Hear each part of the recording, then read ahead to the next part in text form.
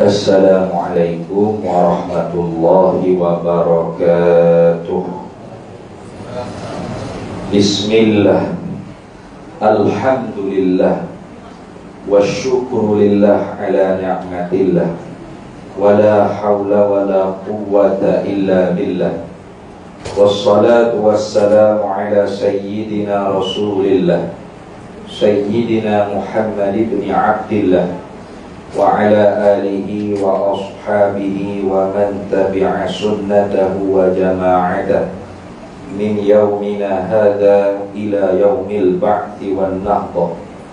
Amma ba'du, faqad qala Allah ta'ala fil Qur'anil 'azim wa huwa asdaqul qailin. A'udzu billahi minasy syaithanir rajim. Bismillahirrahmanirrahim. Inna iddatash shuhuri 'indallahi 12 syahran fi kitabillah yawma khalaqas samawati wal arda minha arba'atun hurum. Dzalika ad-dinul qayyim fala tazlimu fihinna anfusakum wa qatilul musyrikina kaffatan kama yuqatilunakum kaffah wa annallaha ma'al muttaqin. Sesungguhnya bulan-bulan di sisi Allah itu ada 12 bulan yang telah Allah Ta'ala tetapkan dengan ketentuan Allah, dengan kehendak Allah, di mana Allah Ta'ala menjadikan langit dan bumi ini lagi. Dan daripada 12 bulan tersebut adanya 4 bulan haram. Maka demikianlah ketetapan di dalam agama. Maka jangan kalian menzalimi diri kalian di dalam 4 bulan yang haram. Bunuhlah kafir musyrikin itu sekaliannya, sebagaimana mereka juga ingin membunuh kalian semua sekali. Ketahuilah oleh kalian bahwasanya Allah bersama dengan orang-orang yang bertakwa kepada Allah. Shadaqallahu maulana al-azim. Terima kasih. Pengurusi surah apa? Setiap usaha pengurusi ibadah, dikir surah, muslimin muslimat ahli jemaah sekalian. Ni kali kedua ni yang mari sini dah. Kali pertama tu bila kan? Ui, lama dah. Berapa tahun yang lalu tu? 5 tahun. 5 tahun yang lalu. Alhamdulillah, pertama-tamanya syukur kehadrat Allah Subhanahu wa taala kerana diberi pada kita peluang pada malam ni untuk kita berjumpa mata lah. Nak kata ceramah, jumpalah ceramah. Kalau kira-kiranya penuh ni, mujurnya malam ni jadualnya di masjid di Kelang tu, dia ada mesyuarat agung. Jadi dia buat mesyuarat tu kuliah kena batal sebab kuliah saya lama. Jadi dia kena cuti sebab nak mesyuarat, kita tangguh. Jadi kalau tidak kan penuh. Sampai ke 30, 31 ni ke Johor. Yong Peng apa nama? Yong Peng ni, Johor ni. Apa Johor pula 30. Rapat ke akhir bulan. Walaupun kita masih lagi belum masuk bulan Muharram. Tetapi orang panggil ceramah kita ni sebagai persediaan lah. Persediaan kita nak masuk bulan yang baru. Bulan Muharram, salah satu daripada bulan yang Allah Ta'ala perkekalkan sebagai bulan haram. Sebagaimana ayat yang baca tadi, Allah Ta'ala firman dalam Quran, Inna iddatash syuhuri 'indallahi 12 syahran fi kitabillah. Sesungguhnya bulan-bulan di sisi Allah Ta'ala ni ada 12 bulan yang Allah Ta'ala tetapkan. Yauma khalaqas samawati wal ard, pada hari Allah Ta'ala buat langit bumi ni. Daripada 12 bulan tersebut, minha arba'atun hurum, daripada 12 bulan tu ada 4 bulan yang haram. Jadi sebelum kedatangan Islam, orang kafir Quraisy ni memang menjadikan bulan Muharram ni sebagai bulan haram. Sebab tu dinamakan Muharram. Nah, iaitu bulan gencatan senjata, bulan kemerdekaan, bulan kedamaian dan keamanan. Satu bulan. Tu hebat kafir Quraisy berbanding dengan kita orang Melayu. Sebab apa? Sebab kita kemerdekaan kitanya 31 Ogos bulan depan, hari ya. Nah, satu hari je kita sambut merdeka. Kafir Quraisy mula sebulan sambut merdeka. Oh, hebat dia lagi. Jadi oleh kerana keamanan, kedamaian ni memang dianjurkan oleh Islam. Maka kerana itu apabila Islam datang, Islam tidak ubahkan adat yang sudah elok, adat yang sudah baik pada zaman kafir Quraisy tersebut. Bahkan tanda setuju, tambah lagi 3 bulan, jadi 4 bulan haram. Itu ni, iaitu selain daripada Muharram, apa lagi? Bulan haram selain daripada bulan Muharram, iaitu bulan Rejab, Zulhijjah, Zulqa'dah, dan Muharram. 3-nya bersambung, 1-nya berpisah. Mana Zulhijjah, Zulqa'dah, Muharram itu bersambung, dan 1-nya berpisah, iaitu Rejab. Jadi tanda kata bahawasanya setujunya Islam dengan tradisi adat yang baik yang telah dibuat oleh kafir Quraisy mula, iaitu 1 bulan Muharram mereka itu merdeka, mereka itu gencat senjata, mereka tidak mengadakan pembunuhan dan peperangan 1 bulan di dalam bulan Muharram. Maka Islam mengekalkan adat yang baik, lalu ditambah lagi 3 bulan sebagai tanda setuju cara yang baik tersebut. Jadi nak kata adat ni semua kita tak boleh terima belaka, tak juga. Bukan semua adat ni kena ubah belaka. Jadi bila Islam hari ni kita kena pakai serban belaka, sokok kena buat, kena jubah belaka, baju Melayu kena buat lah. Gitu ke? Tidak. Kena naik unta belaka, tak boleh naik kereta. Sebab apa? Nabi mula naik kuda, naik unta. Gitu. Kena cakap anak ente belaka, tak boleh cakap saya awak. Sebab apa? Nabi mula tak cakap saya awak, Nabi cakap Arab. Betul tak? Jadi adat tu tak boleh nak guna gitu, kena buat habis. Tak betul gitu kalau kepala otak kita mikir lagu tu. Adat yang tidak bercanggah dengan syarak, maka boleh kita amalkan, kita kekalkan. Contoh baju Melayu, baju kurung, itu adat dia panggil. Gunanya untuk sembahyang, maka adat digunakan untuk agama. Bagus tu. Sebaliknya kalau pakai jubah, seperti orang Arab, dia pakai jubah ke? Nak pergi judi pun, cuba tengok. Pakai jubah, pakai serban ke? Pakai egar lagi atas kepala. Tapi duduk judi, duduk gelek dengan perempuan tarian gelek. Molek dah lagu tu? Tak molek. Walau Nabi dulu, Nabi pakai jubah mula, memang dah Nabi pakai gamis. Tapi oleh kerana Nabi orang Arab, maka Nabi tidak tinggal pakaian kebangsaan Arab dia. Jadi sebab tu bukan Islam hari ni kena ubah habis adat Melayu, adat Jawa, adat Jepun, adat Cina. Tak boleh, kena tukar jadi Arab semua. Tidak gitu. Kerana agama Islam ni bukan agama milik orang Arab.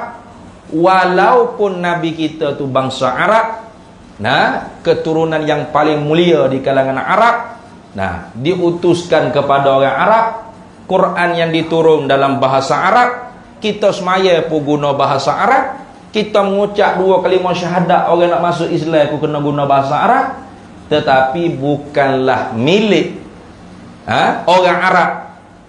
Bukan. Ini. Tu. Maka kerana itu adat ni kena tengok dulu. Adat yang bagaimana? Bercanggah ke tidak dengan agama? Maka pertama sekali nak masuk ke bulan yang baru atau tahun yang baru, sebagaimana hadis yang diriwayat oleh Imam Tabrani dalam kitab Mu'jamul Kabir dia. Ana Abdullah bin Hisham, Ana Abdullah bin Hisham radhiyallahu taala anhu qala kana ashabu Rasulillah sallallahu alaihi wasallam yata'allamu hadha ad-du'a kama yata'allamul Qur'an. Kata Abdullah bin Hisham radhiyallahu taala anhu, adalah sahabat-sahabat Nabi, mereka itu mempelajari, dalam riwayat lain yaqra'una, dalam riwayat ini yata'allamuna hadha ad-du'a, belajar akan doa ni kama yata'allamuna al-Qur'an, sebagaimana mereka mengaji Al-Qur'an, belajar Al-Qur'an. Bila idza dakhalatis sanatu awis syahru, apabila masuk tahun yang baru atau bulan yang baru. Dah masuk bulan baru, biasa dah. Ni lepas ni kita nak masuk tahun yang baru, serta bulan pun baru. Masuk tahun baru, automatik bulan pun baru. Iaitu bulan Muharram, tahun yang baru pula. Mana doanya? Allahumma adkhilhu alaina bil amni wal iman wa bis salamati wal islam wa ridwani minar rahman wa jawazin minasy syaitan.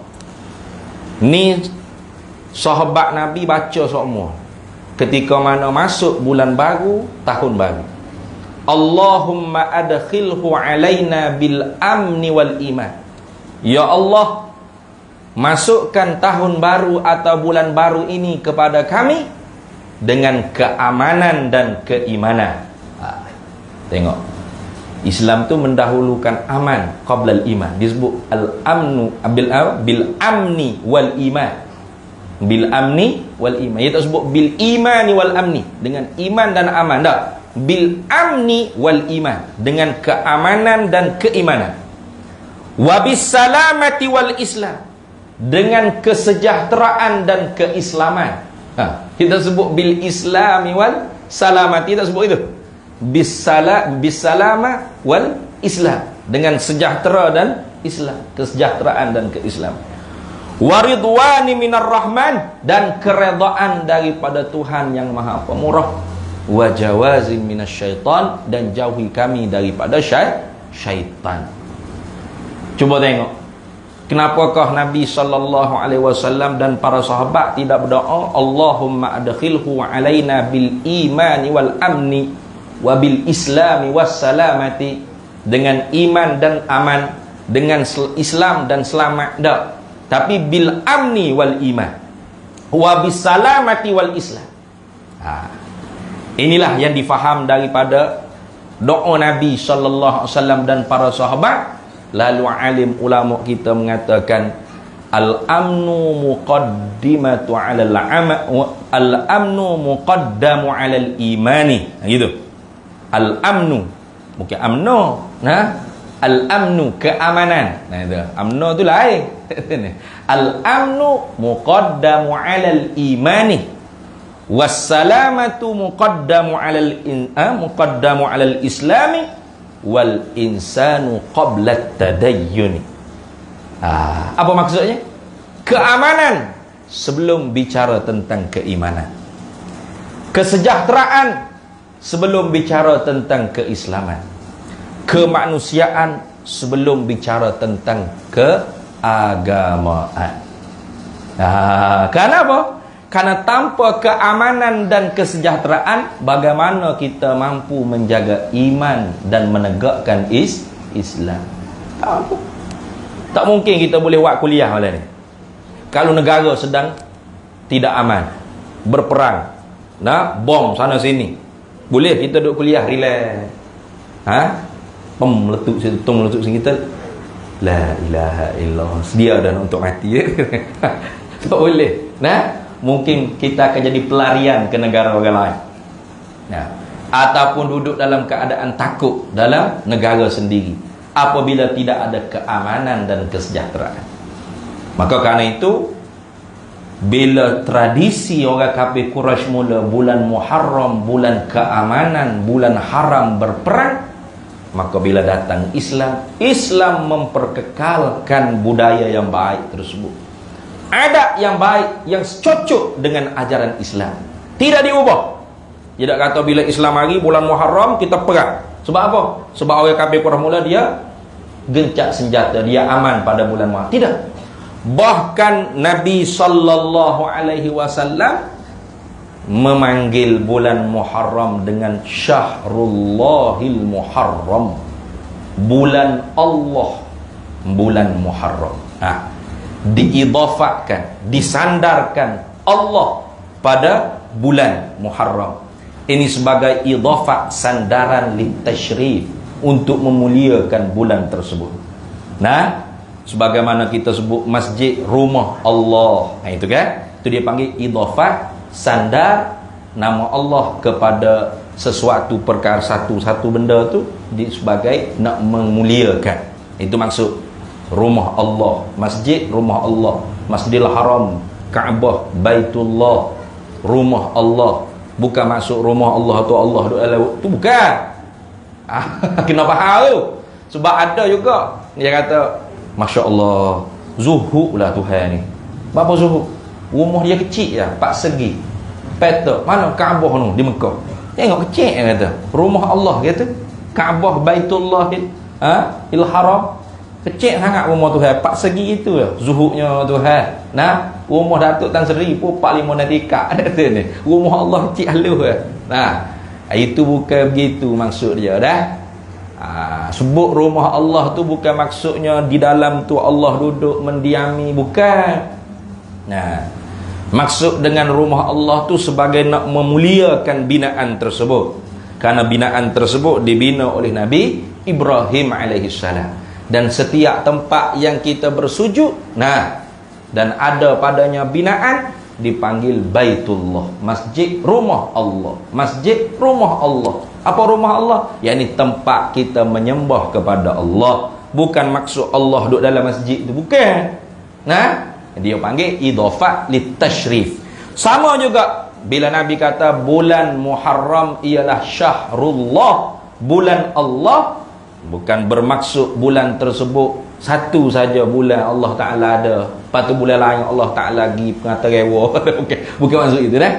Tetapi sebagai nak mempermuliakan bulan tersebut. Nah, sebagai nak memuliakan bulan Muharram, maka diidafatkan, disandarkan Muharram sebagai Syahrullahil Muharram, bulan Allah, yang diharamkan padanya itu segala perkara berbentuk pertumpahan darah. Itu dah. Maka hamba petik dalam kitab, apakah amalan? Kerana tajuk hak diberi oleh seorang, mana amalan? Nah, amalan berapa nak buat di bulan Muharram? Rajin kata orang surah Jabbar ni, tanya amalan berapa nak buat. Banyak benar nak beramal ni kalau boleh lagi. Nah, kalau hamba hak wajib pun lembek lotek dah nak buat ya. Nah, dia tanya amalan berapa nak buat di bulan Muharram. Ni hamba petik dalam kitab kan, apa kitab buat ni?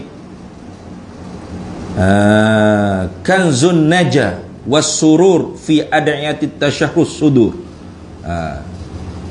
Gitu lebih kurang nama kitab yang hamba pun tak jelas mana nama kitab ni.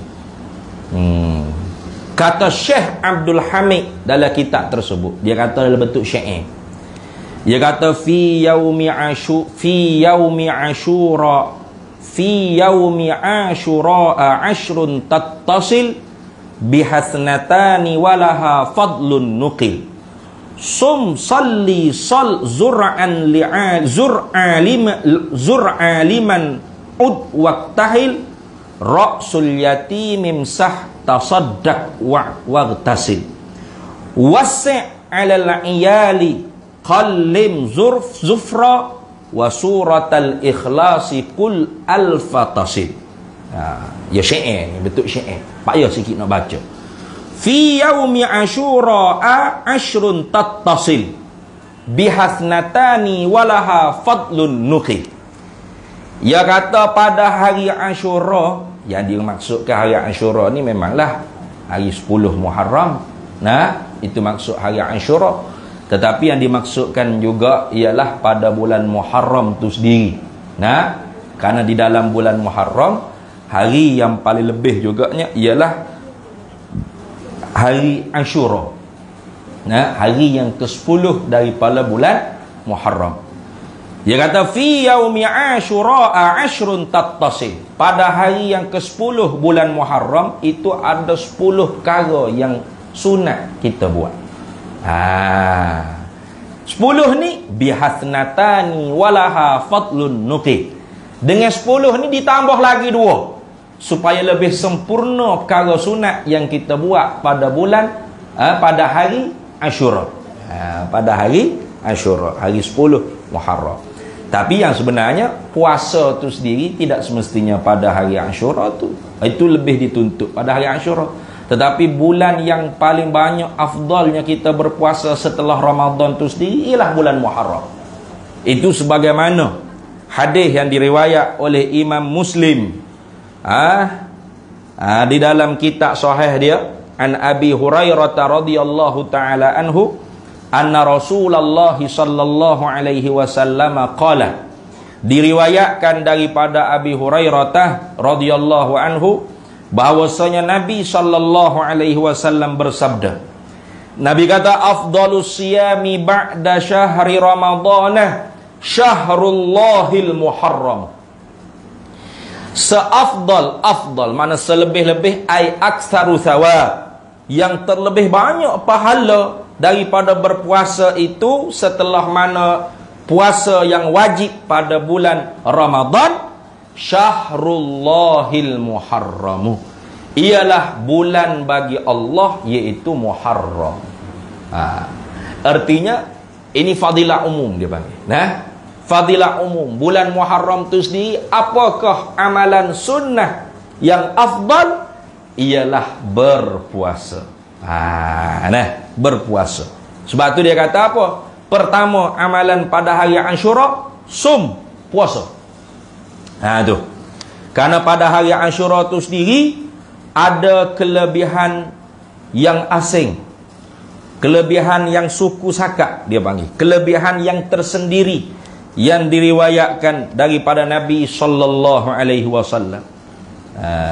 Mananya hadis siyamu yaumi Asyura ay yukaffira sanatal madiyata.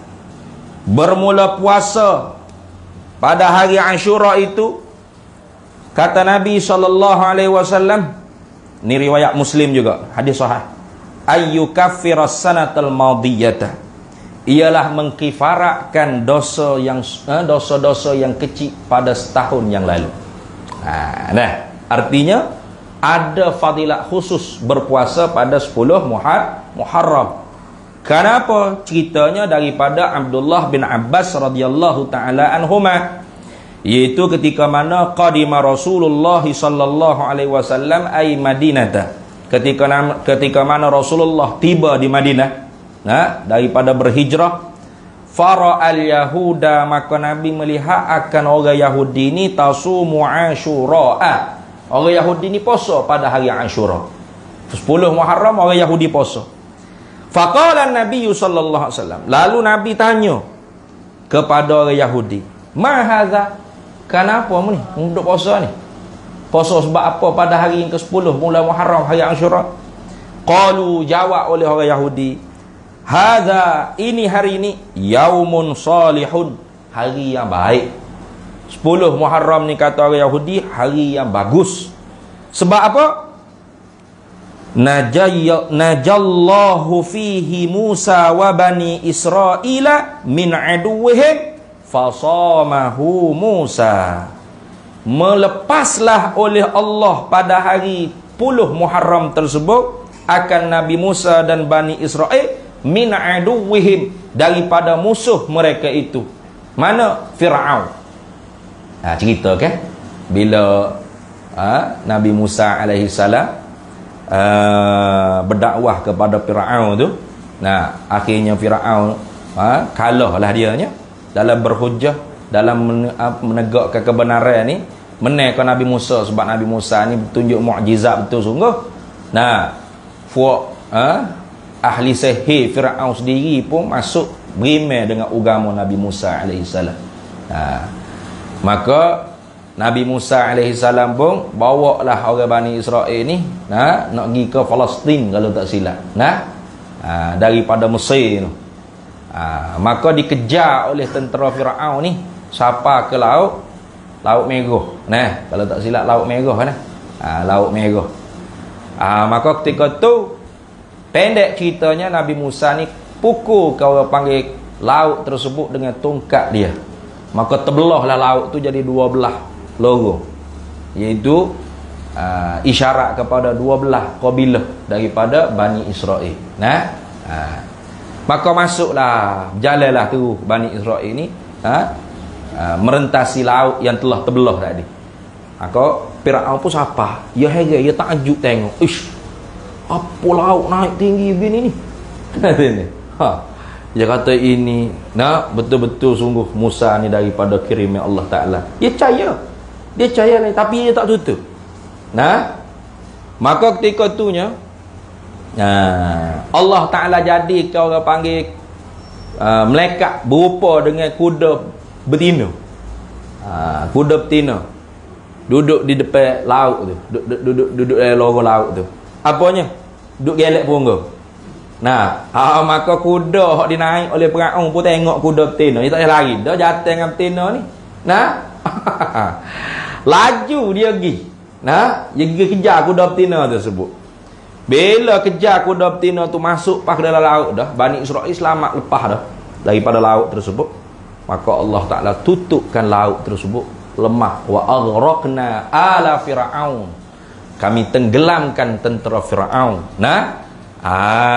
Tu maka hari tersebut ialah 10 Muharram. Maka kerana tu orang Yahudi puasa. Fasamahu Musa alaihi salam, maka berpuasalah tanda syukur kepada Allah oleh Nabi Musa pada ketika itu.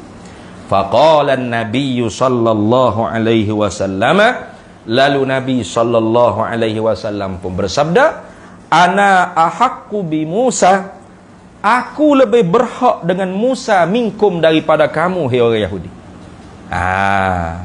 Fasamahu, maka Nabi pun berpuasa pada 10 Muharram. Wa amara bi siyamihi, dan Nabi pun memerintahkan para sahabat, menyuruh para sahabat supaya berpuasa juga pada 10 Muharram. Tetapi di sananya tu Nabi sallallahu alaihi wasallam suruh berpuasa pada hari Ashura tu dengan cara menyalahi cara puasa orang Yahudi. Iaitu orang Yahudi dia puasa 10 Muharram saja. Kalau tak silap ada dalam kitab yang lain. Hadisnya Nabi sallallahu alaihi wasallam sabda,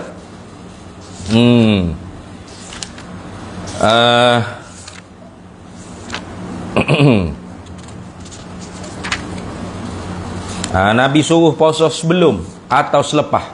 Ada dah.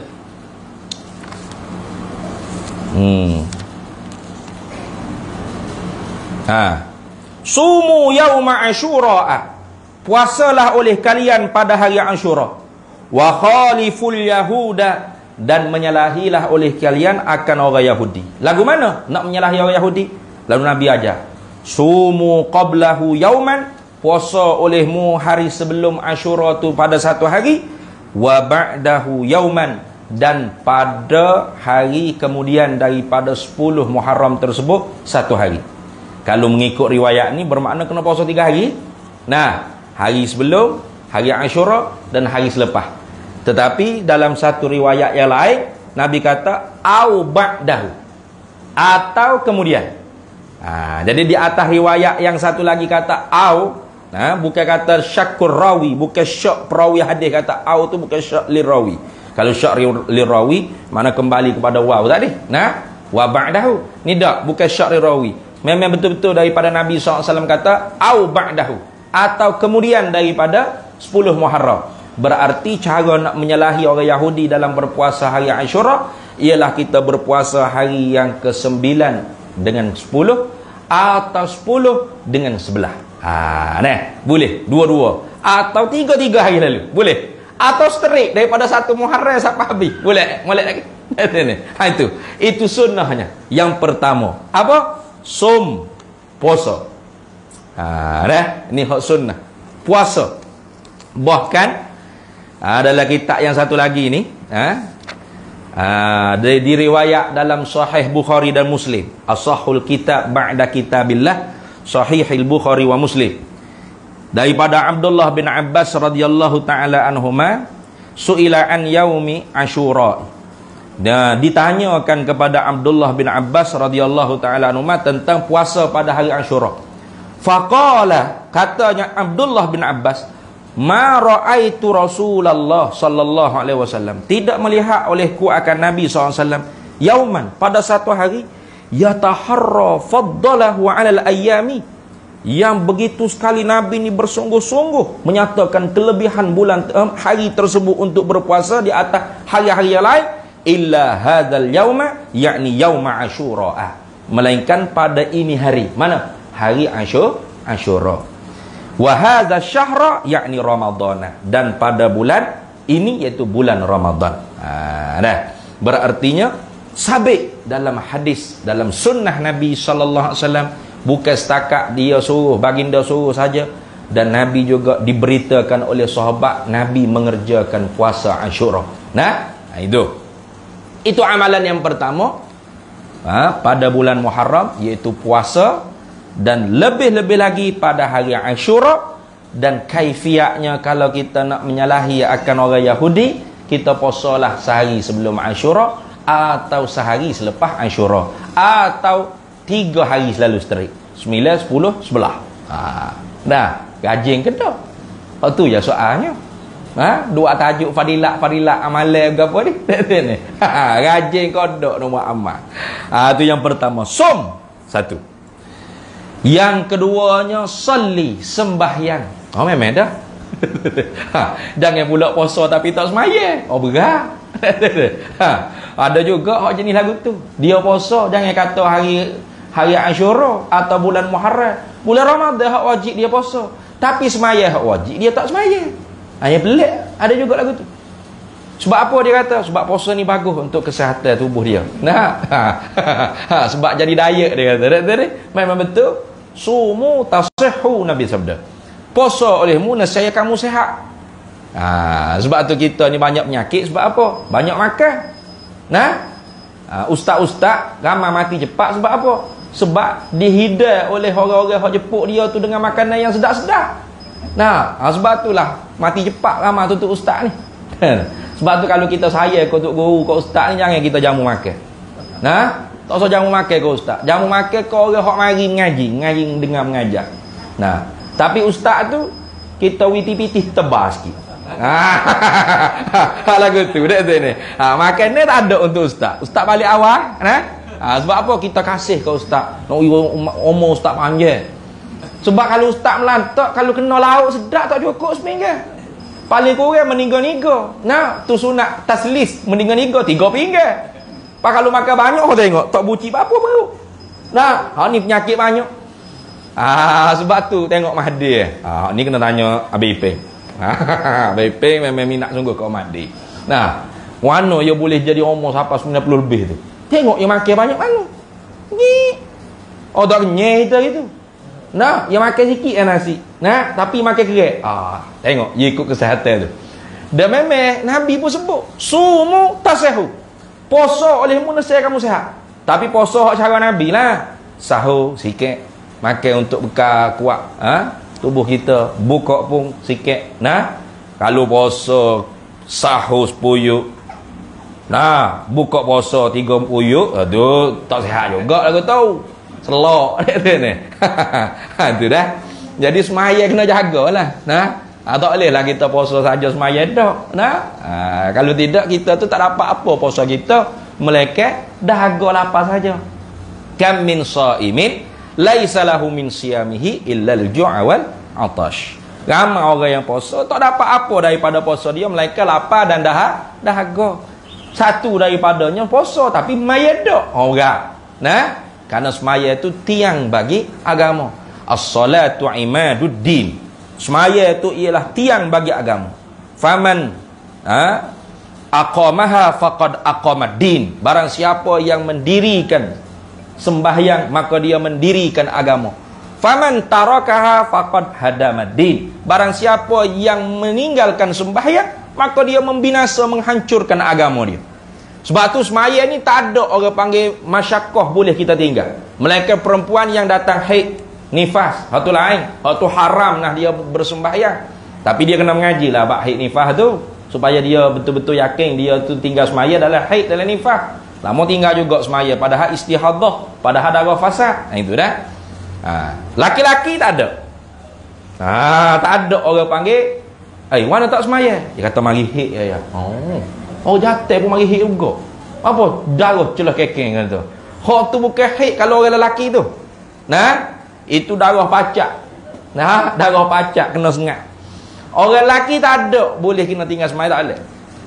Tak mampu berdiri duduk, tak mampu duduk menyengging, tak mampu menyengging meletak, tak mampu meletak isyarat dengan mata. Dengan kepala dulu. Kepala dulu, baru mata, kepala dulu akak tinggi dengan batak. Tak boleh, kepala pun keras, teruk kepala. Maka isyarat dengan mata. Tak boleh dengan mata, kelopak mata pun tak boleh buka dah. Ingat tak dalam hati? Maka ingat dalam hati, semaya dalam hati. Sampai tahap tu. Tak boleh juga dalam hati, tu jawabnya mati dah dia. Tu, mati dah. Maknanya semaya ni tak ada masa boleh kita tinggal. Ada pun puasa lain. Puasa ke lain bulan Ramadan. Kalau musafir, maka boleh orang panggil fa'iddatum min ayyamin ukhra. Boleh dia qada pada hari lain. Kerana ada orang panggil masyaqqah, musafir ataupun sakit, yang tidak mampu dia nak puasa. Kalau puasa juga gelepar roda, tak boleh buat kerja gila jadi orang panggil orang hak apa dia panggil gastrik ke apa ni. Puasa lain. Jadi sebab tu semaya dengan puasa, semaya lebih betul lagi. Ada orang yang puasa tak semaya ni pelik ni. Sebab tu dia jaga. Salli. Puasa, semaya jangan tinggal. Dua. Salli, sal. Tu tiga dah tu.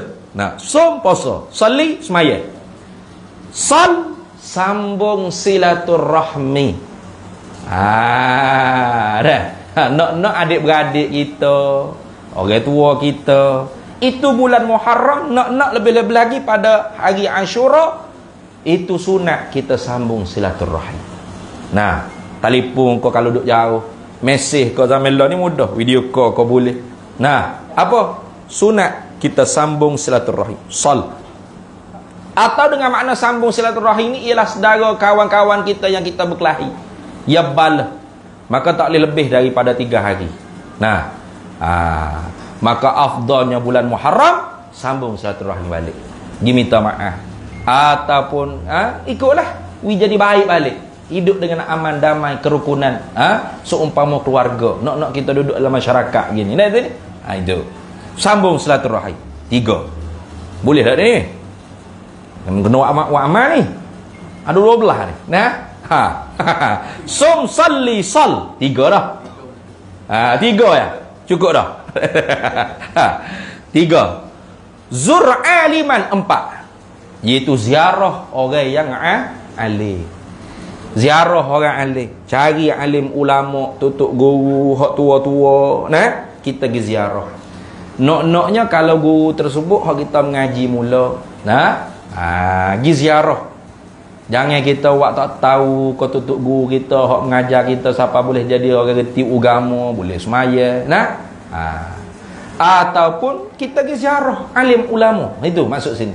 Zur aliman. Ziarahlah olehmu akan orang yang alim. Ziarah tutup guru, alim ulama. Kalau tak ada dah alim ulama, ustaz-ustaz kita hak kita duk mengaji, dia duk mengajar kita alim ulama. Sebab dia mengaji dengan alim ulama juga. Walaupun dia bukan ulama baru ni. Sebab ulama ni payah sikit lah. Orang alim ni orang yang bersifat dengan ilmu. Itu makna alim. Manit tasafa bi ilmi. Orang yang bersifat dengan ilmu. Makna dia dengan ilmu ni macam sifat dengan zat, tak bercerai tangga.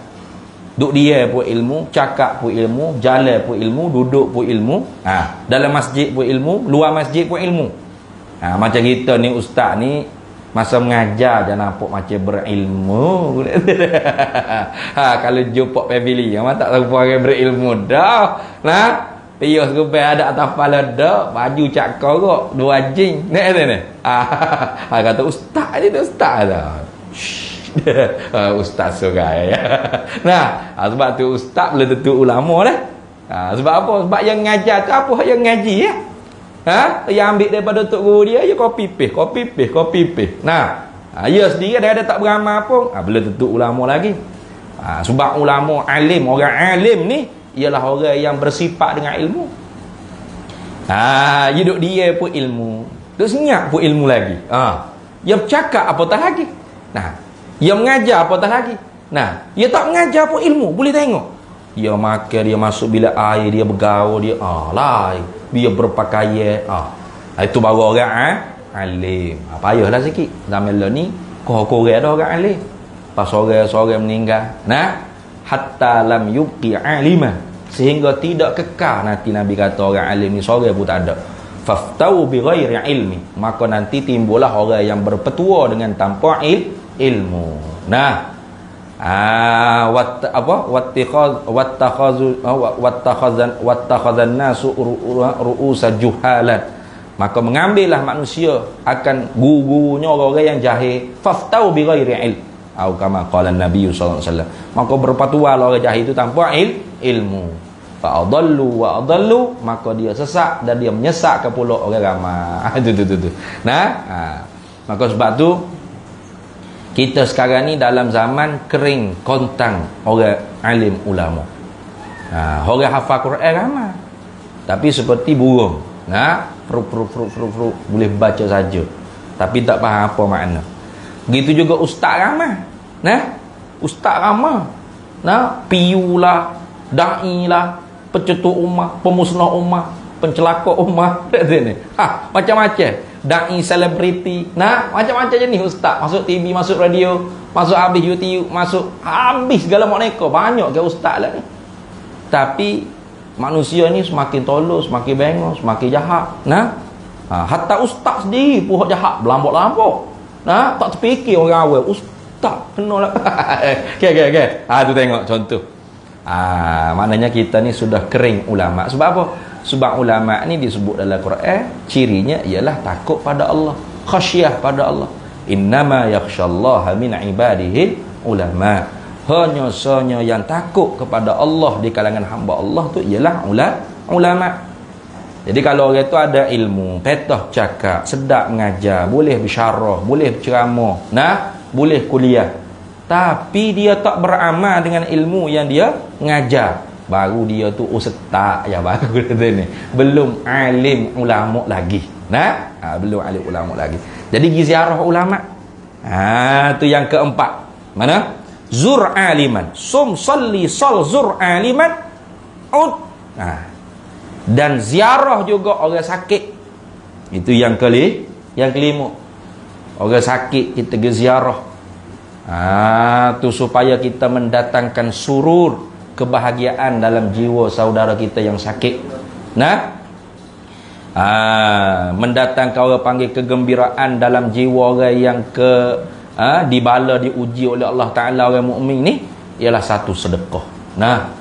Biarlah kita tak boleh bawa duit banyak, bawa dengan kuih-kuih ke, ataupun bawa dengan buah-buah ke, kita pergi tanya khabar orang sakit. Kemudian sebagai pengajaran untuk kita juga, satu masa nanti kita pun mungkin Allah Ta'ala uji dengan sakit. Maka ini antara amalan yang sunat pada bulan Muharram, nak pada hari Ashura. Mana 5 dah? Puasa, semaya, sambung silaturahim, ziarah alim ulama, ziarah orang sakit, waktahil, dan bercelok mata. Ni jangan kita dengar ni. Kalau Abang Patih memang celok homo dia. Dia tak kira hari Ashura tak Ashura dia. Jadi buat kita jangan sekali hari Ashura celok mata. Celok mata tu sunat. Ya sebenarnya kalau celok mata ni sebelum nak tidur tu molek. Kalau tak kira sunnah Nabi SAW, celok matanya sebelum nak tidur. Tapi Nabi ni memang mata Nabi tu seperti orang yang bercelok, walau tanpa bercelok. Pun begitu, sebelum nak tidur bercelok. Sebab apa? Antara faedahnya boleh mencerahkan penglihatan mata. Mata jadi tak cepat nak rabung. Tak cepat nak rabung jauh, rabung dekat tu secara. Nah. Itu yang keberapa tadi? Yang keenam, bercelok mata. Ini sunat pada bulan Muharram dan pada hari Ashura. Yang ketujuh, ra'sul yatim mimsah. Kepala anak yatim digosok, disapu, mana menggosok kepala anak yatim. Apa maksud? Yakni berbuat baik kepada anak yatim. Nah, jangan pula kita menggunakan anak yatim. Ada juga gitu. Jamuan anak yatim. Nah, untuk jamuan anak yatim, tapi anak yatimnya makan di tepi-tepi je. Hok duk makan di meja bulak, meja merah. Nah, hok lauk sedap-sedap, datuk-datuk Tan Sri. Hok taja jamuan makan anak yatim tadi tu. Itu orang panggil bangsa tu dia panggil. Nah, tolul. Nah, memperalatkan anak yatim. Ara'aital ladzi yukadzibu bid-din fadzalikal ladzi yad'ul yatim. Tengok. Apa mu tak tengok ke orang yang menunggang agama, yang mendustakan agama, mereka itu mereka yang memakan harta anak yatim. Sebab tu buka baitul aitam, rumah anak yatim ni bukan perkara yang mudah. Bukan perkara yang mudah. Nah, memang orang yang betul-betul kena amanah. Sebab apa? Sebab takut bimbang kita tu orang yang digolongkan oleh Allah, mereka yang mendustakan agama. Mana? Maka ada harta anak yatim. Gunakan anak yatim sebagai marketing untuk mengauk harta orang. Orang punya anak yatim gak sedekah banyak selalu lah. Nah, sianya anak yatim sedekah. Dia wak beli rumah dia. Kata ni, wak beli kereta dia. Guna apa? Guna duit sedekah orang derma untuk anak yatim. Ni dosa berat-berat semua. Nah, atau buat majlis jamu anak yatim, tapi anak yatim tu makan kok tepi-tepi gitu ya. Makan buffet gitu. Hak di rai yang dimuliakan ialah YB, datuk-datuk, Tan Sri. Ini bukan meraihkan anak yatim. Nah, ini membangsakan anak yatim dia panggil. Nah, jadi kalau kita nak meraihkan anak yatim pada hari Ashura ataupun pada bulan Muharram, maka kita raihkan sungguh. Jadikan mereka tu seperti raja-raja nah. Seperti orang-orang di ODO. Nah, VVIP yang sebenar-benar. Jalan atas kapet merah, duduk atas sofa yang selesa, yang mewah. Nah, makanan yang sedap-sedap dihidang. Baru kita betul-betul memuliakan anak yatim. Itu dah. Itu yang keberapa dah? Yang ketujuh. Boleh dah buat amal ni. Ada 12 ni. Nah, ra'sul yatim mimsah, menggosok kepala anak yatim dengan makna buat baik, memuliakan anak yatim. Bukan duk gosok anak yatim kan, nak gosok sikit. Bukan makna gitulah. Nah, tu. Tasaddaq dan bersedekah. Ini yang ke-8. Dan memanglah bersedekah ni memang orang panggil ibadat yang sangat bagus, yang sangat baik. Kenapa? Karena itulah harta simpanan kita yang kekal di hari akhirat. Hak kita buat keluar untuk makan minum kita ni, hak tu masuk dalam lubang jamban. Dak ni. Mahal kita makan 300, 400 sekali hidangan. Ke mana semuanya? Ke lubang jamban. Nak ke loji tai hak tu. Tetapi hak kita sedekah walau RM1 ke masjid surau, ke madrasah, hak ni kekal. Syaratnya kita sedekah tu lillahi ta'ala, kerana Allah. Bila kerana Allah, RM1 pun yang molek, yang bagus. Tu. Jangan RM1 hok hacur, hok belipak, hok seletik, hok gulung. Buhlah sarung coli. Nah. Hok tu hok nak sedekah ke masjid, oh nyayo. Nah, jangan. Ke banyak lagu tu kan? Hok nak sedekah ke masjid, kau surat, hok hacur, hok soyok dah, hok koyok dah, sakit kepala aja ke surat Allah. Dah lah bau masak ni. Koyok pula. Buat menyakit hati tu tak boleh tu.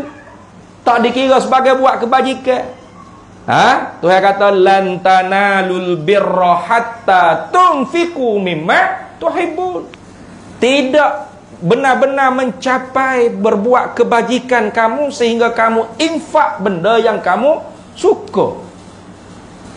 Kita kalau pergi beli, sama ada kita pembeli atau penjual, kalau orang bagi duit yang hancur, yang tak molek, kita suka tak? Suka tak? Kita pembeli, nah, cashier bagi duit hancur, suka? Tak apa, duit hancur pun duit juga gitu. Dah. Duit tak molek ni, ambil duit lain. Kayak gitu kan? Sama, penjual begitu juga. Duit tak molek ni, duit lain ada tak?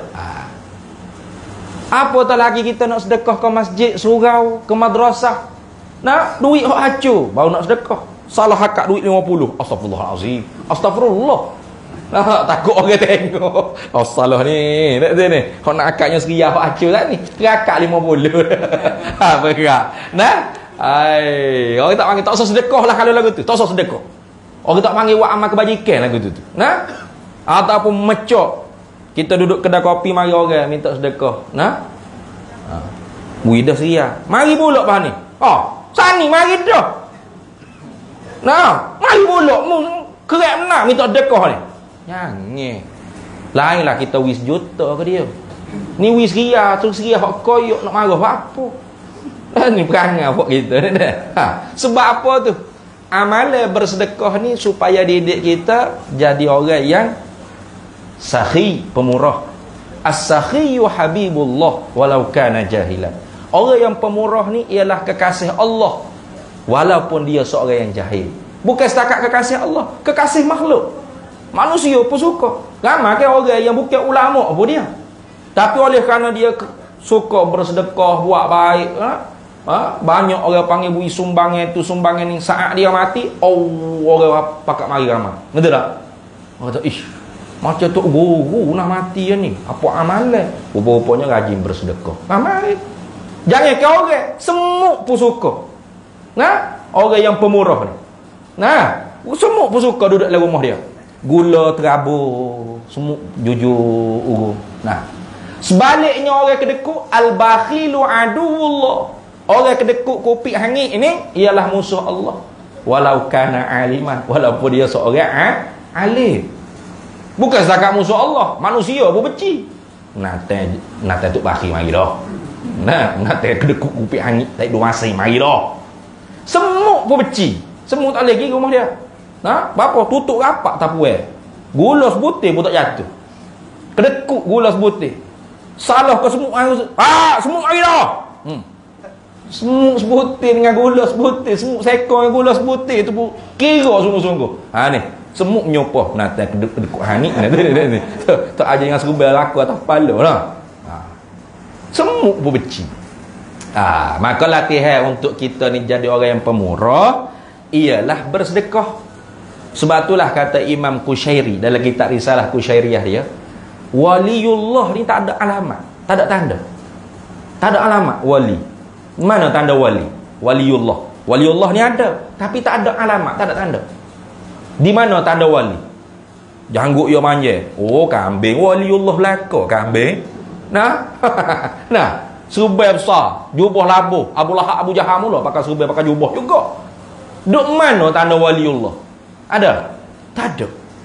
Sebab tu nak kenal waliullah dengan kenal Allah lebih payah kenal waliullah. Sebab tak ada alamat, tak ada tanda. Allah, kita ni tanda Allah ada. Allah kuasa, Allah yang menjadikan kita. Allah wujud. Tapi waliullah tak ada tanda. Duk mana waliullah ada? Sebab hikmatnya supaya kita sengka baik sesama manusia. Tapi kata Imam Kushairi, kalaupun nak dikatakan ini tanda waliullah, ada dua. Mana? Pemurah dan tidak pemarah. Dua.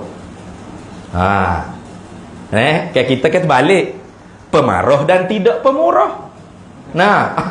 Waliullah pemurah dan tidak pemarah. Kita pemarah, tidak pemurah. Macam tadi, orang mari sedekah, minta sedekah duduk kedai kopi. Seria. Pun tak tengok muka. Ambil. Gigi main jauh. Salah. Mari pulak. Muka orang putih tak tahu kedai kopi mana-mana. Dia pakai jalan. Saat ni mari dah. Mari pulak mu. Kerak minta sedekah dah. Tengok. Pemarah dan tidak pemurah. Kita tu. Tu bukan wali. Tu kuali dia panggil. Kalau wali, pemurah dan tidak pemarah. Pak kita nak jadi wali tak? Nak jadi wali belaka lah tanya. Kalau nak jadi wali, kita kena berlatih untuk jadi seorang yang pemurah. Amalan yang dianjurkan juga yang ke-8 ialah tasaddaq, bersedekah. Nah, bahkan kita suruh orang sedekah tu sendiri ialah ketaatan yang sangat baik dalam Quran kata. Nah, la khaira fi katsirin min najwahum illa man amara bi sadaqatin aw ma'rufin aw islahin bainan nas. La khaira, tidak ada jenis kebaikan. La khaira fi katsirin min najwahum, tidak ada jenis kebaikan pada banyak cakap mereka itu manusia. Tak ada kebaikan rasa kita duk cakap yo ya tak ada kebaikan rasa illa melainkan yang ada kebaikan man amara bi sadaqatin, orang yang suruh orang dengan sedekah. Tapi kita nak marah. Ustaz ni tak ada benda lain nak suruh orang sedekah ni. Pengurusi surau ni tak ada benda lain nak suruh orang sedekah. Nak marah apa? Tuhan kata hak tu kebaikan. Kita kata tak baik. Tuhan kata baik. Suruh orang sedekah tu baik. Kita minta semua tak ada benda lain. Kalau minta untuk peribadi itu baru tak baik. Minta untuk peribadi mana? Tolong sedekah saya nak beli kereta semua. saya nak beli rumah, saya nak bini. Itu tak baik tu. Tu kena usaha. Tapi kalau untuk umurul amah, untuk khijai yang umum untuk orang Islam, mana? Masjid, surau, madrasah, pondok. Tu untuk umum orang Islam. Sebab madrasah pondok ni bukan hak arus perdana. Mana ada bantuan macam sekolah-sekolah kerajaan, tak ada. Tutup guru hak mengajar pondok, mata pelajaran lebih banyak hak mengajar sekolah kebangsaan, sekolah menengah.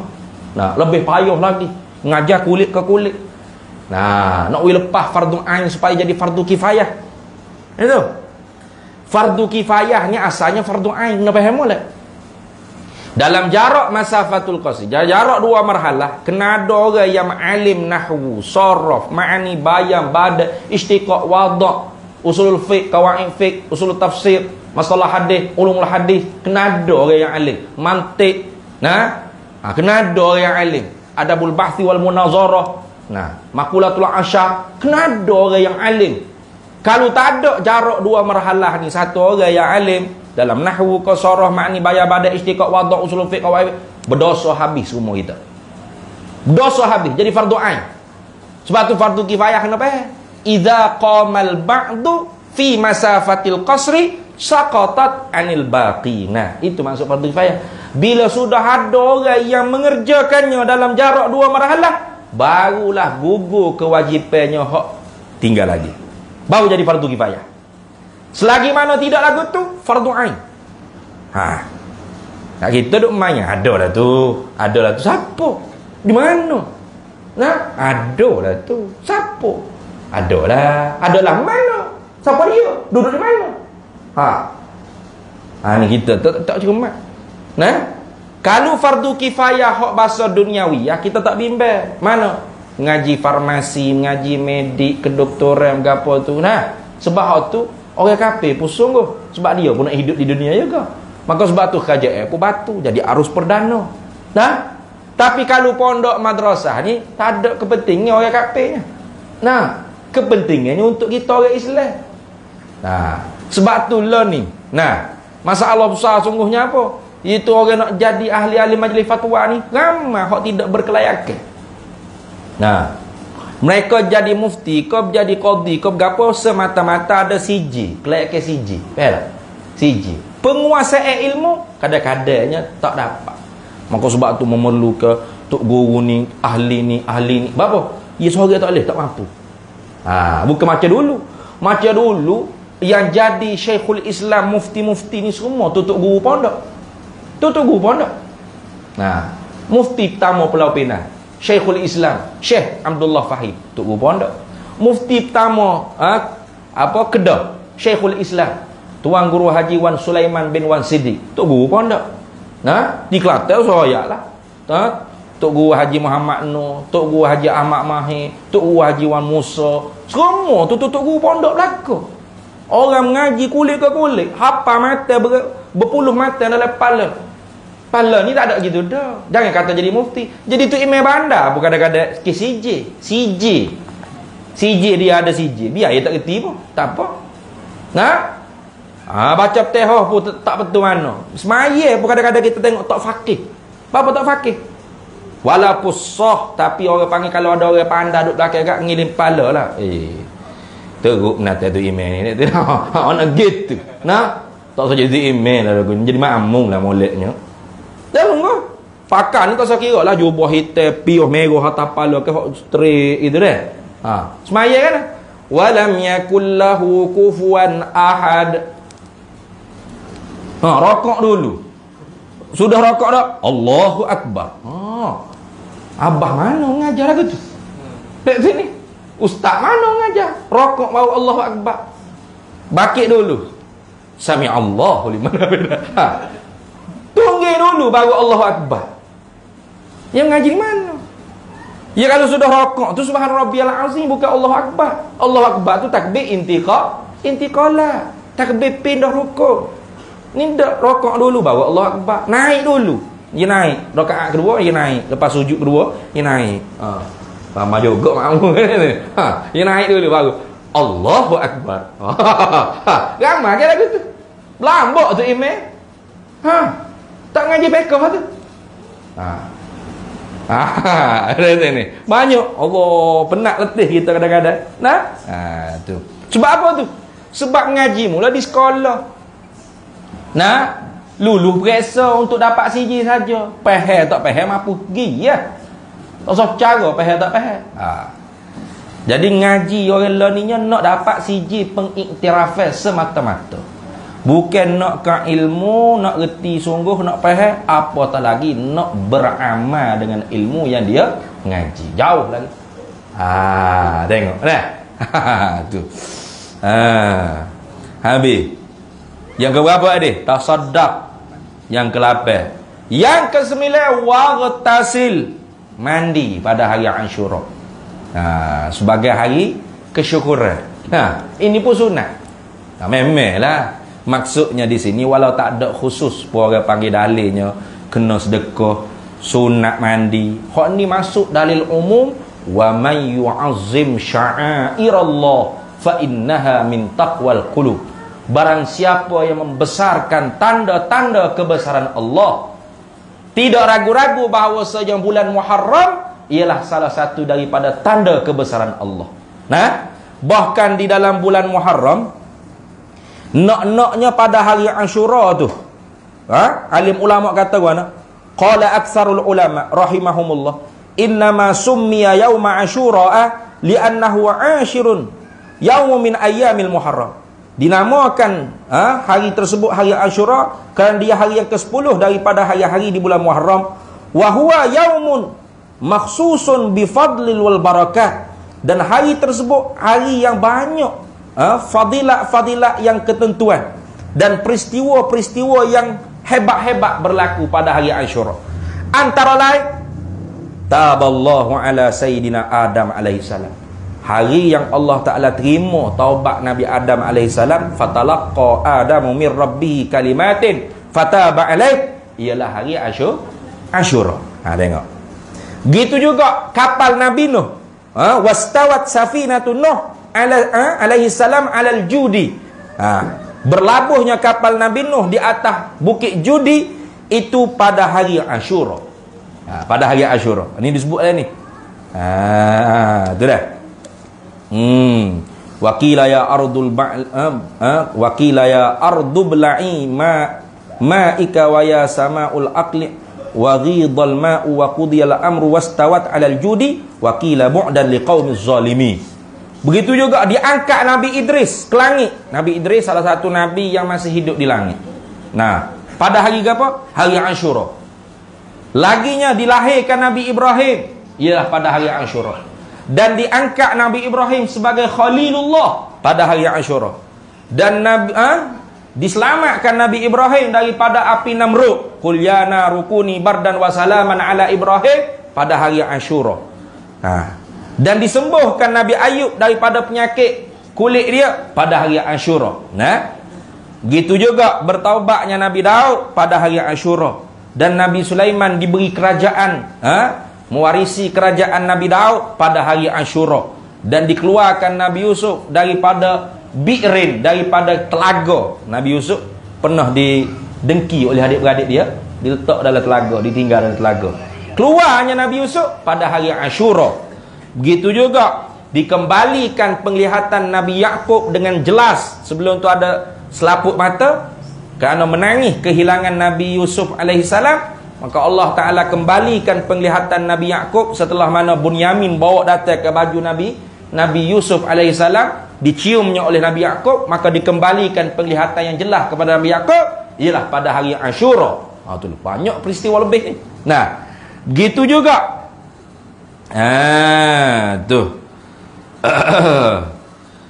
Nabi Yunus alaihissalam keluar daripada min batnil hut, keluar daripada perut ikan nun, iaitu pada hari Ashura.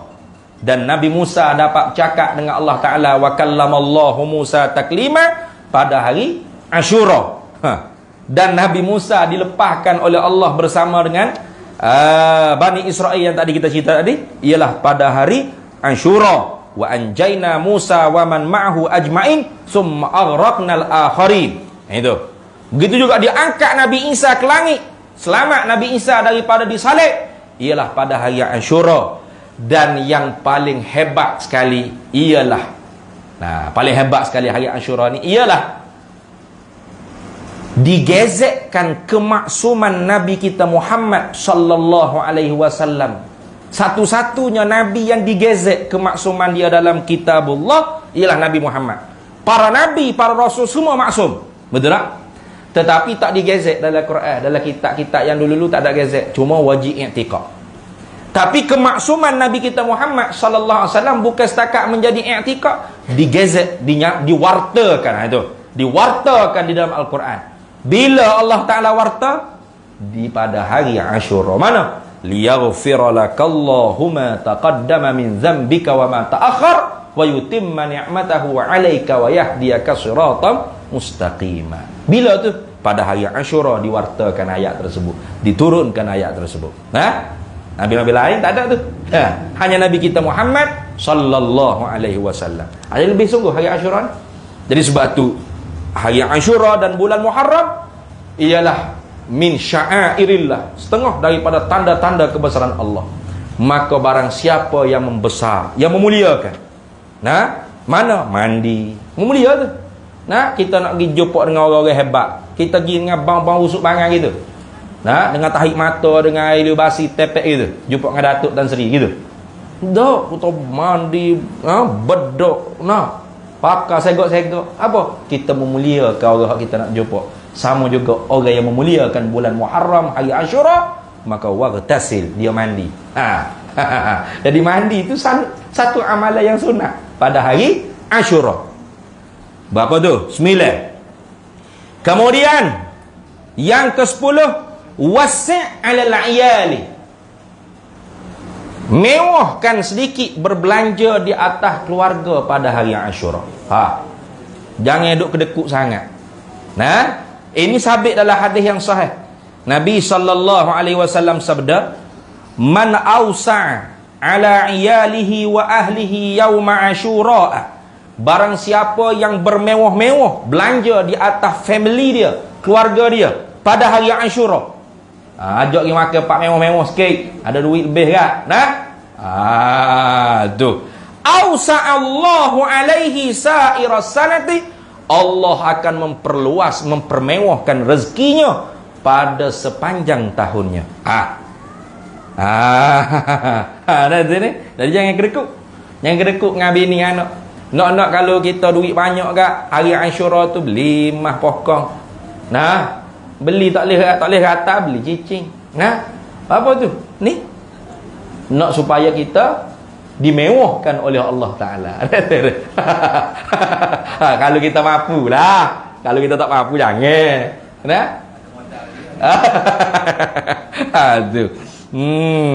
Ni sabit dalam hadis Nabi SAW. Sabit dalam hadis. Tak silap Ibn Rajab Al-Hambali pun ada sebut, kalau orang panggil hadis tersebut, tapi dengan lafaz yang sedikit berbeza lah. Tu man wassa ala ahli yauma asyura ausa Allahu alaihi sa'iras sanati. Lebih kurang sama juga. Tu ni orang panggil antara amalan di bulan Asyura at-tawsi'atu fihi 'alal 'iyali, mempermewahkan pada hari Asyura pada bulan Muharram tu sendiri di atas keluarga dia. Belanja tu mewah sikit. Kalau boleh makan tempat mewah sikit, hak kita mampu lah. Kalau biasa duk makan nasi ikan kering, kali ni makan lah kedai temie sikit, nak gitu kita mampu. Duk biasa makan kedai temie, kali ni masuk lah McDonald ke Kentucky Fried Chicken ke sikit, nak gitulah. Hak orang panggil hari-hari McDonald, Kentucky Fried Chicken, atas ia boleh mampu lagu mana dah. Masuklah hotel 5 star. Jaga-jaga sekali sikit. Nak hari Asyura. Itu. Belanja mewah sikit kepada ahli keluarga. Ini sunat. Sunat tu. Yang ke berapa tu? Yang ke 10. Kemudian yang ke 11, qalim zufra, kerak kuku. Kerak kuku pada hari Asyura. Pada hari Asyura lah maksudnya. Hari-hari duk kerak kuku dah tu ni. Lama tiap-tiap hari bulan Muharram kerak, siapa tak ada kuku ke dia. Mana pada hari Asyura. Kerak kuku. Tu masuk dalam umum tadi dah. Wa may yu'azzim sya'airallah fa innaha min taqwal qulub. Barang siapa yang membesarkan tanda-tanda kebesaran Allah, itu menunjukkan ada sifat takwa di dalam diri dia, dalam hati dia.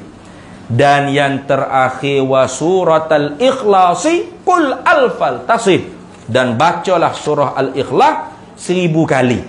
Ini kerana ada riwayat tapi ini dhaif lah untuk kita wa amma taghrib tak apa. Wa ruya an Ali bin Abi Talib karramallahu wajhahu annahu qala man qara'a fi yaumi asyura alfa marratin qul huwallahu ahad nazara ar-rahmanu ilaihi wa man nazara ar-rahmanu ilaihi la yu'adzibahu abadan. Itu. Sayyidina Ali kata man qara'a, barang siapa yang membacalah ia fi yaumi asyura, pada hari Asyura tu 1000 kali qul huwallahu ahad, baca surah al-ikhlas 1000 kali, nazara ar-rahman, nescaya menilik oleh Tuhan yang Maha Pemurah, ilaihi, kepadanya, ini memberi tilikan yang khusus. Dia panggil Nazarur Rahman, tilik sini dengan makna memberi rahmat yang khasah oleh Allah kepada seorang yang membaca Qul Huwallah 1000 kali pada hari Asyura. Wa man nazarur rahmanu ilaih, barang siapa yang Allah Ta'ala beri rahmat khusus kepada dia, la yu'adzibahu abadan, nescaya Allah tidak akan azab dia selama-lamanya. Inilah 12 amalan di dalam bulan Muharram, lebih-lebih lagi pada hari Asyura. Jadi mudah-mudahan kita semua diberi kekuatan oleh Allah untuk beramal dengan 12 perkara tadi. 10 pula pada. Boleh beramal. Hak paling besar sekalinya apa? Semaya, puasa. Itu hak paling besar sekali. Hak lain biarlah kita tak mampu pun. Tapi kalau kita boleh buat 12 ni, Masya Allah, pastilah kita akan dapat ganjaran yang sangat besar di sisi Allah. Kenapa? Karena 12 perkara ni tandanya kita memuliakan bulan Muharram, iaitu bulan Allah, dan kita telah melaksanakan perintah sunnah Nabi SAW dalam beberapa perkara yang sabit, yang warid hadisnya daripada Nabi SAW. Mana? Contoh seperti puasa hari Asyura.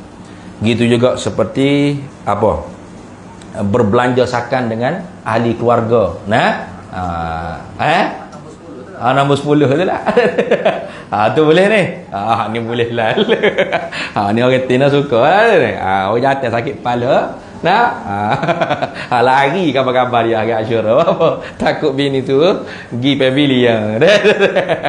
Habis itu. Jadi mudah-mudahannya kita diberi kekuatan taufik hidayah oleh Allah untuk kita boleh beramal dengan apa yang kita dengar pada malam ni.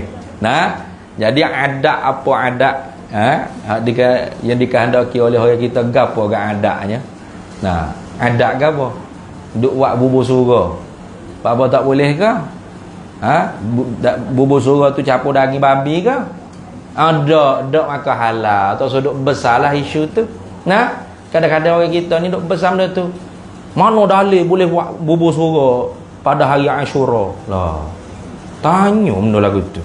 Nak makan dah? Tambuh. Tak boleh tak usah buat. Gitu ya. Buat bubur lambuk. Apa masalah?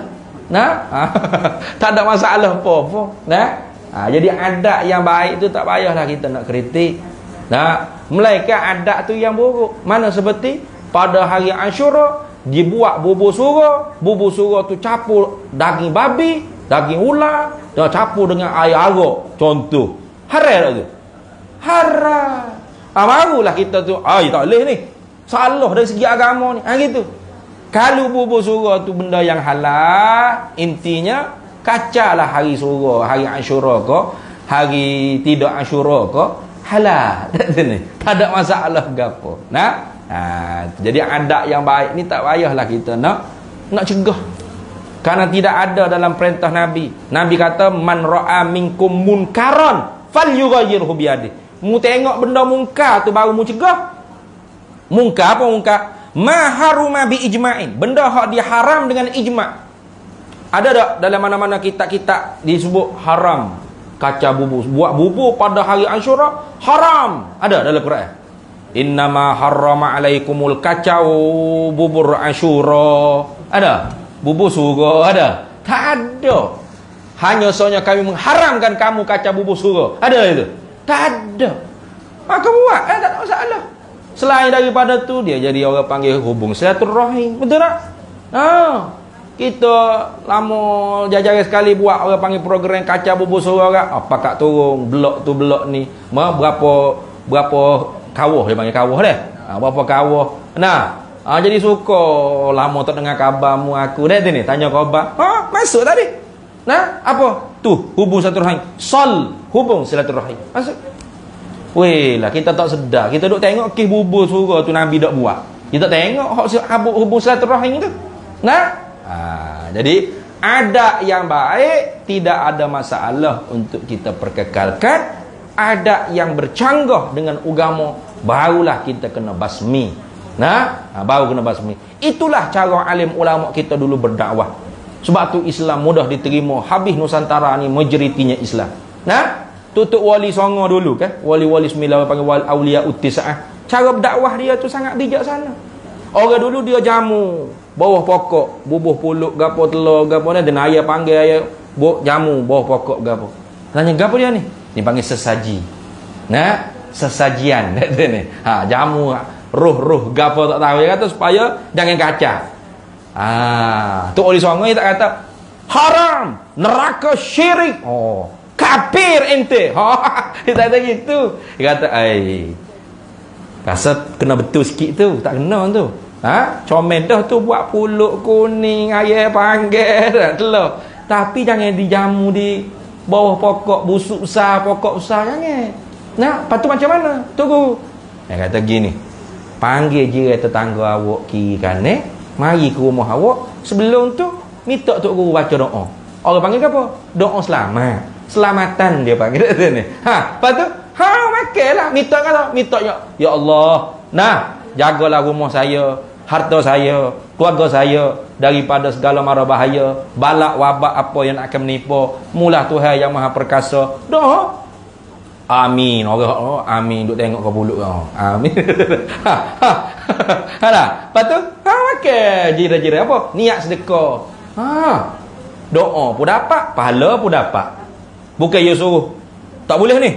Puluk kuning ni tak ada zaman Nabi. Nah, mengikut apa yang saya belajar adalah Sahih Bukhari Muslim, dalam kitab-kitab hadis, Sahihus Sunan, Sunan Tirmizi, Nasai, Abu Daud, gapo semua, Ibnu Hibban, tak ada Nabi buat puluk kuning. Jadi oleh kerana tu bid'ah, dalalah. Jangan buat puluk kuning. Lepas tu roti saja. Bukan lagu tu cara Islam. Buat gi puluk kuning, puluk hijau, puluk biru pun. Tapi jangan duk gi jamu hatu roh gapo tu gentayangan gapo, jangan. Ya, jamu oranglah. Lepas tu doa sikit minta Allah Taala tolak bala gapo. Tu cara dakwah yang penuh hikmah. Itulah. Tu supaya kita orang kampung sini tidak jadi bala sama-sama kita. Sebab ada juga jenis orang kita ni rasa dia paling sunnah kali dah ni. Dia paling kuat sekali ikut sunnah. Orang lain ni tak berapa menyunah mana. Nah, orang ni ikut Melayu ni ya. Bukan ikut Nabi. Sedap dia dah. Padahal banyak saja adat-adat kita yang baik-baik itu sebenarnya sudah dianjur oleh Islam.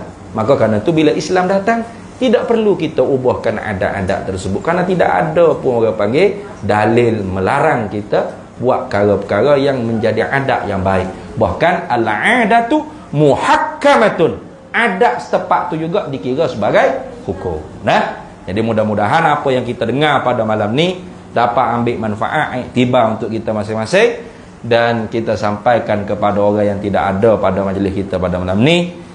Wallahu a'lam. Wa ilmuhu atam yu'til hikmata man yasha wa man yu'tal hikmata faqad utiya khairan katsira wa ma yadhakkaru illa ulul albab. Bismillahirrahmanirrahim.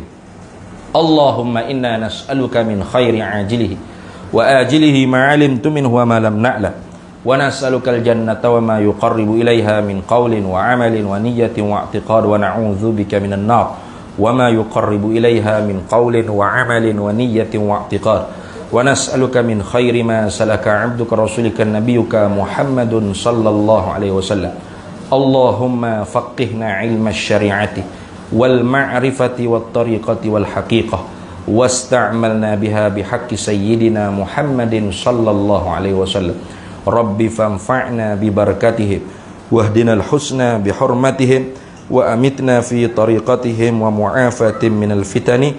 Wa sallallahu wasallam ala sayyidina Muhammad wa ala alihi wa sahbihi wasallam. Walhamdulillahi rabbil alamin. Para hadirin sekalian,